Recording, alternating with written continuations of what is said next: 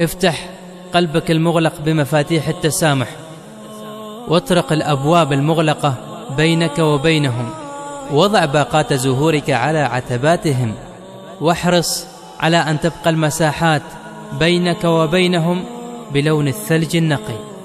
تسامحوا، لأن هناك فضائل رائعة تحمل شعار الإنسانية المخبأة فينا، وهناك في صميم قلوبنا نحمل فطرة قد خلقت فينا دون ما إدراك منا، نعلم عندها إننا مهما غضبنا فسينطفئ الغضب خلال دقائق معدودة، ومهما أخطأنا فسنصلح خطأنا.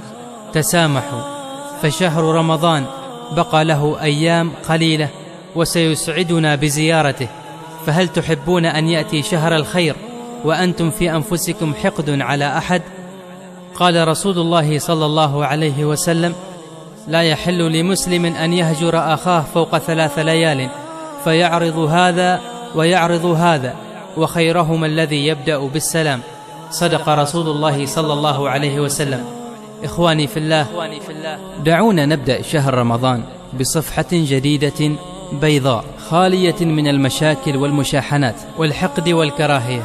بادر وصالح لتزيد من أجرك وتريح قلبك، وقدم لكل من أساء لك السماح، وانظر للسماء وابتسم، فالله راض عنك. الآن أبشر بالأجر. دعونا ننتهز هذا الشهر لكي يكون بداية في التسامح والعفو عن كل من أساء إلينا. هنا أقول: اللهم إني عفوت عمن ظلمني، اللهم إني عفوت عمن أساء إلي، اللهم إني سامحت من اغتابني، اللهم إني سامحت جميع المسلمين، اللهم آمين.